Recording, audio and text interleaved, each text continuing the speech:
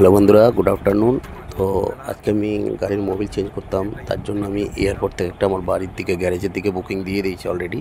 তো সেই বুকিংটা নিয়ে আমি ড্রপ করে এখন চলে যাচ্ছি গ্যারেজের দিকে, কারণ এখান থেকে খুব কাছাকাছি হবে আমার গ্যারেজটা। তো চলো দেখে নেওয়া যাক। আর এই হচ্ছে রাস্তা, এইটা ছোট শর্টকাট রাস্তা, এখান দিয়ে চলে গেলে তাড়াতাড়ি পৌঁছে যাবো। খুব সুন্দর একটা রাস্তা, চারিদিকে গাছপালা ভর্তি। আর এখন আমি চলে যাচ্ছি গ্যারেজের আগে দোকানে।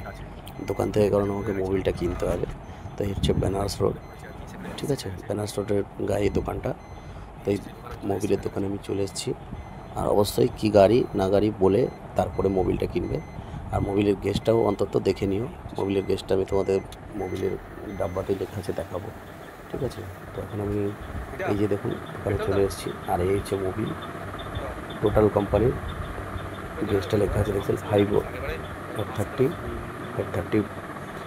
আর এটা হচ্ছে দোকানটা। খুব সুন্দর সাজানো দোকান, সব মালই অ্যাভেলেবেল পাওয়া যায়। তো আপনারা অবশ্যই দোকানটা দেখে রাখুন। এটা বেনারস রোডের গায়ে, রেস্টুরেন্টপুরের কাছে।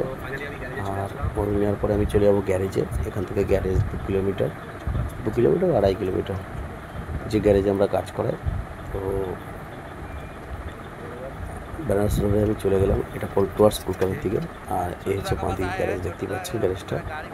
এই হচ্ছে গ্যারেজে এই দাদা ছোটদা, খুব ভালো মিস্ত্রি। এই আমার কাজ করবে, এই গাড়ির ডিস্কগুলো চেঞ্জ করার পরেই আমার গাড়িটা ধরবে।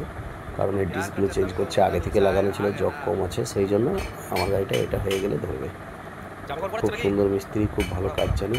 আর এই হচ্ছে ওনার গ্যারেজ, প্রচুর কাজ হচ্ছে এখানে, বডির রঙের কাজ হচ্ছে, চারিদিকে শুধু কাজ আর কাজ হচ্ছে, দেখতেই পাচ্ছেন।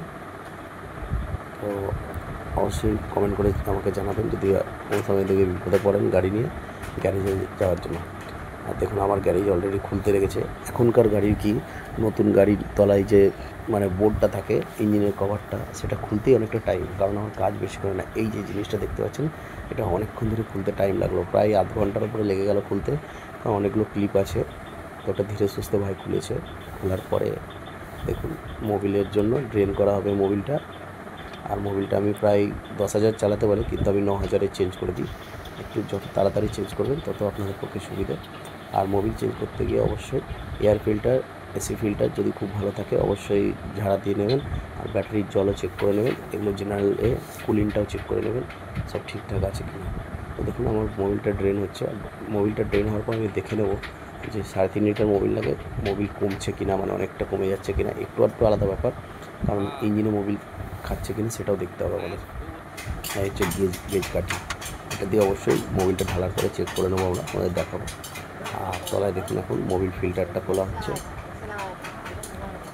মোবিল ফিল্টারটা নতুন নিয়ে এসেছি, কারণ মোবিল পাল্টালে মোবিল ফিল্টার অবশ্যই পাল্টাবে, নাহলে পরে পুরনো জিনিসের কাজ ভালো হবে না।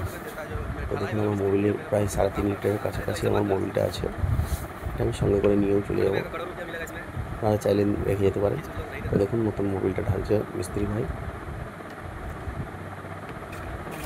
তো আমি এর আগেও টোটালি ঢেলেছিলাম, এখনও টোটালি ঢালবো।